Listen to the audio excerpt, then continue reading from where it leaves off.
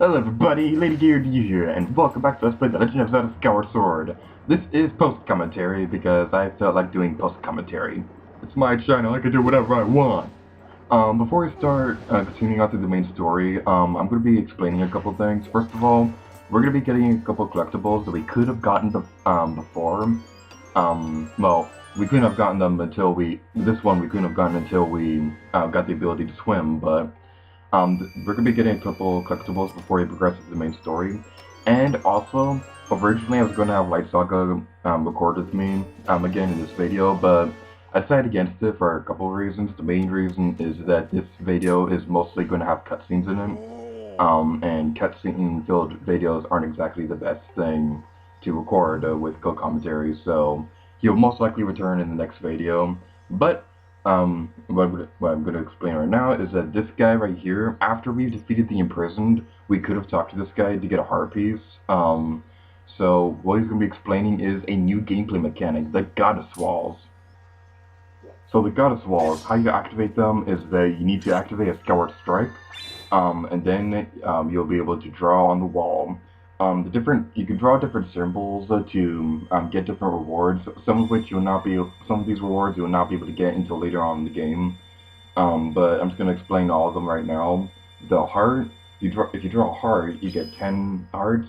Drawing a circle gives you 15 bombs. Drawing a hexagon gives you 10 rupees. Drawing an arrow will give you 15 arrows. Drawing a Triforce will give you 3 fairies. And if you try drawing anything else, you'll get 3 hearts. But after you use the Goddess Wall near this garden right here, he will give you a heart piece.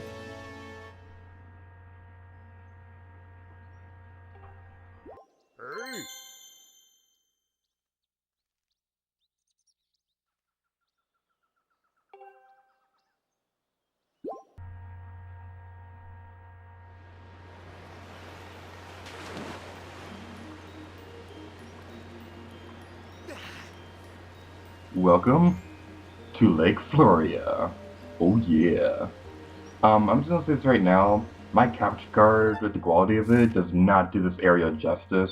This is a very beautiful area, and it's one of those things where you really have to see it on your own television to really get a good feeling of just how beautiful this area really is. Um, it still looks pretty good even on my capture card, but like I said, you really have to look at it on your own television to really get the beauty of this area. There's a couple theories attributed to this area that I'm going to be describing in a moment, but there's a cutscene, so let's talk through it to make people angry. I'm just kidding. There's a dude right there. He has a very pointy head. Rock, I'm not a human!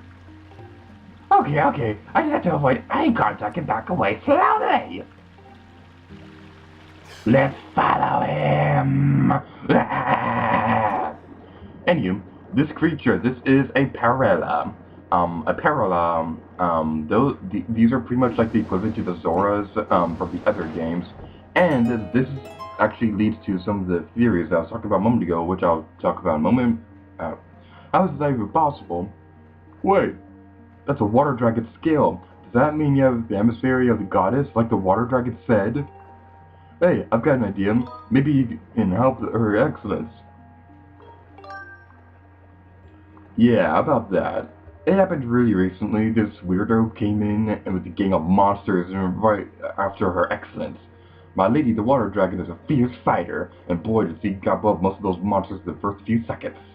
Thing is, there were just so many of them, while she was distracted, the weirdo leading all those creatures managed to wound her. Oh no! She's healing now, but she says that she doesn't have enough special water for her to make a full recovery. So could you please talk to her with Her Excellence to see if you can help her out? I'll even take you to her. Follow me! So, I'm going to be talking about some theories associated with Lake Flora and the Parallels and just that stuff in general. The Parallels, when this game was being developed, the original plan was for Zoras to thrive in this area, just like the other water areas in the other games like Twilight Princess or whatever. However, they decided that they wanted to give the water creature a more primitive look, so the Zoras were removed from the game. That being said, there's a very popular theory there's a very popular theory about the Parallas that they may have evolved into the Zoras at some point in between the events of Skyward Sword and the Miniscap. What's mainly supporting this theory is that first of all they're intelligent beings living in water, and they can live in and out of water. Well, they can't exactly live out of water, but they can go in and out of water without any problem or something. Um, so that's the biggest thing that may link the Parallas to the Zoras. Um, and also, isn't a this isn't like a another thing that really backs up this theory is that the Zoras had actually evolved in another Zelda game, in the Wind Waker. There are these bird creatures that did evolve into Zoras. The reason why the fifth creature had to evolve into birds in a world full of water, that is something that I'll discuss. That was something that I really want to talk about, but I don't want to because I really want to talk about that, but I can't because it's major spoilers for Wind Waker, and I don't want to spoil that game, even though it's a kind of old game. Even the Wii U version's a little old right now, at least for game standards. Anyway, back to the theories. Lake Flora is actually theorized to have either become the Zora's domain or Lake Hylia. The reason how it may have become Lake Hylia is that there's I don't exactly remember who says this later on in the game. I think it's a Mogma, but they say that Lake Flora is pretty much like the main water source for the surface world, and Lake Hylia is the main source of water in the future Zelda games.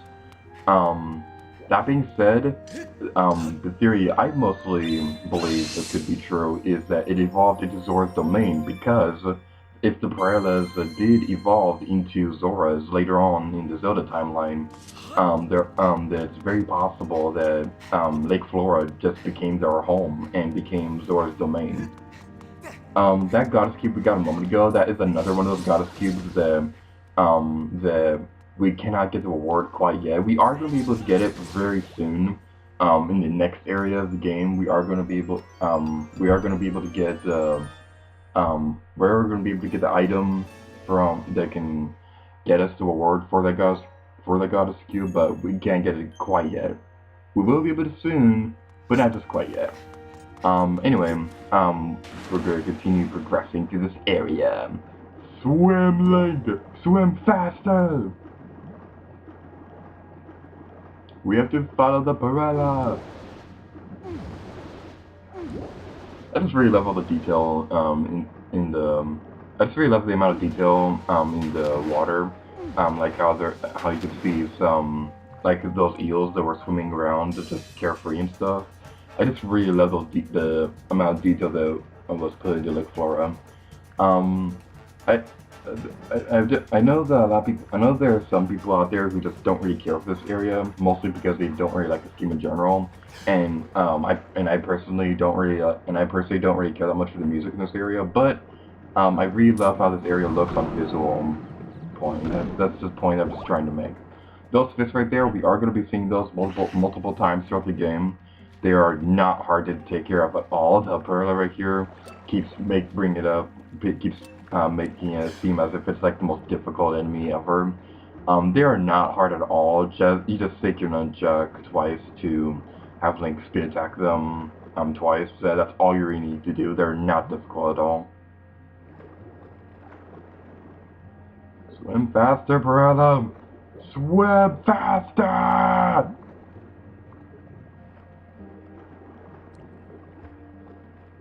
At last, we're here!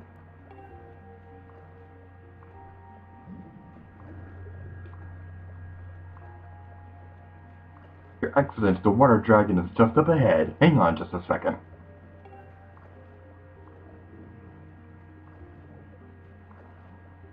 I guess you could say this guy is using his head! Get it? He's using his head to open the door? You don't get it? You want me to be quiet now? You don't want me to ever talk again? You're just rude! I'm just kidding. I'm just being stupid now, aren't I? Anyway, now we have to swim through the door. It's spooky.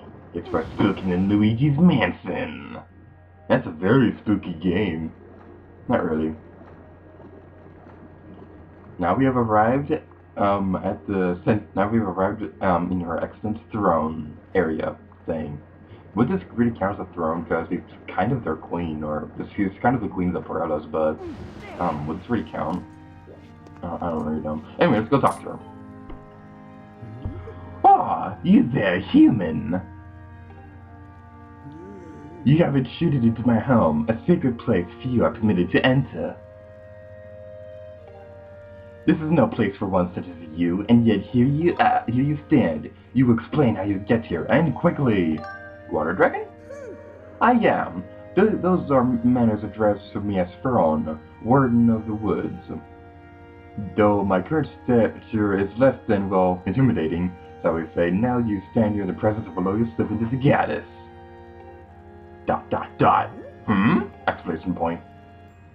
I say, that's one of my skills you have there.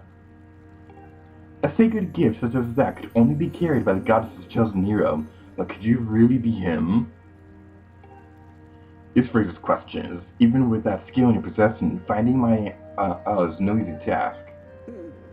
Ah yes, that cackling old hermit Kikwi told you where I live, didn't you? Honestly, I can't remember how many times I've told that scruffy thing to keep his mouth shut. That's the last straw. Next time I see him, he's dinner. Oh, but I digress. You've come here seeking a sacred flame, have you? I knew it. But I'll be straight with you. A shrimpy boy like you hardly looks a part of the goddess' chosen hero. There's no doubt about it. A test is in order to prove that you're everything you say you are. Shortly before your arrival, I was attacked by a pompous creature calling himself Girahim. I stood against the self-proclaimed demon lord, but I was wounded in the encounter. The wounds he gave me are stubborn things. I've been forced to recuperate in the space of sacred water. Unfortunately, the healing properties of sacred water have diminished, and I am now in the need of another dose to freshen up my healing bath. Being the container of fresh sacred water that I require. Do me this favor, and I'll gladly show you where to find the sacred flame you desire. What do you say? You got it! I'm analyzing the water remaining in the basin. Excellent. I can now help you douse for the water type you are searching for. Master, do you now have a container suitable for transporting water? Please prepare a vessel for this purpose. You're gonna need an empty bottle to get this to complete the task, so just keep that in mind. If you continue down this way, you'll find an exit back to the woods. Excellent, now run along. One does not keep a dragon waiting. So like I said, you're gonna need an empty bottle for this. You should have an empty bottle by now. I have no idea how you'll be able to continue through the game without an empty bottle. But anyway, we're gonna be revisiting the Skyward Temple for this. So you should remember how to get over there. It's not really that difficult. Just find a bird statue and then use that, and then fly around the sky until you get back to the portal, and then use the skydiving thingy to get back to, and then use that to get back to the Skyward Temple. Not really that difficult. And we get an evil crystal. It's a crystal that's pure evil. It's more evil than Santa Claus.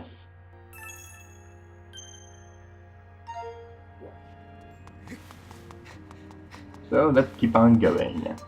I'm gonna meet you guys over at the Skyward Temple, so see you guys in a moment.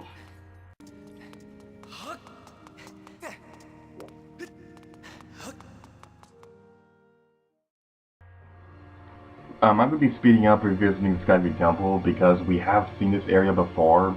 Obviously because it was the first dungeon in the game. So what I'm going to be doing is that, so there are a few changes to this dungeon. Like, first of all, there's a conversation with the Mogmar here. He's pretty much going to be explaining the Goddess Wall as well. So, how the God's Wall could work, how you can like activate a God's Wall on your own. Whenever you see a butterfly flying around, like a group of them, you can take out your harp and strum it for a moment, and then you can, and then it'll activate the wall.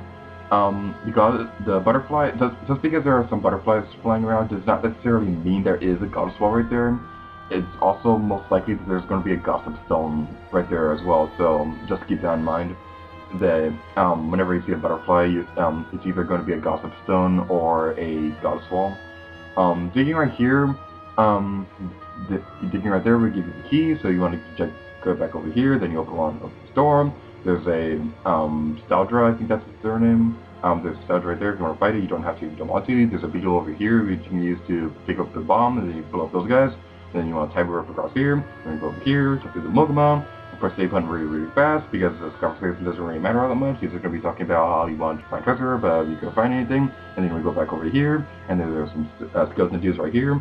If you did not get the heart container after, I'm talking way too fast.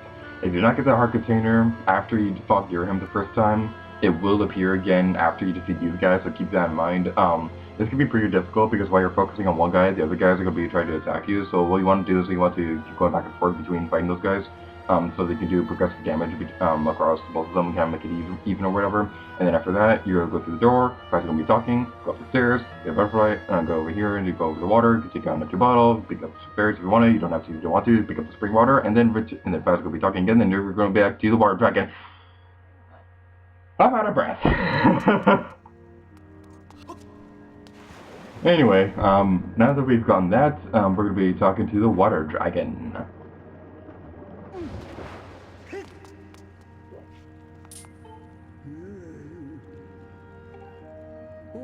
Yes, just look at that color. There's no doubt this is the water I need. Quickly, boy, pour it into my basin. Basin, however you pronounce it. This right here, I always love this right here, how it looks like.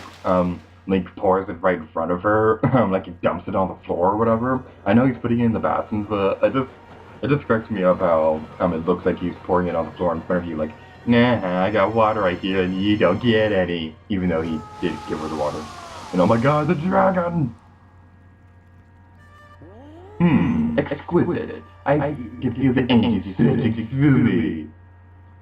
Behold the full majesty of Dawn, what a dragon guiding land I stand tall, healed and whole once again.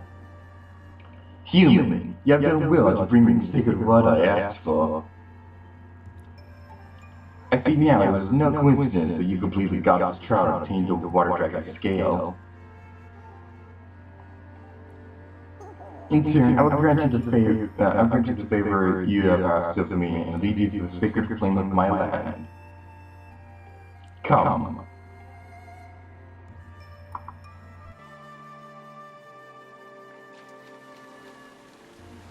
Going through the exit of the water dragon's lair will take you to this area, and around you, and towards the right of this area is a pathway that will take you back to the woods, like the main area of the forest. I didn't throw that off because this video the video length was getting a little bit too long for me, and I just didn't want to talk about them. I will be throwing it off later, but what's important right now is that there is a temple right there.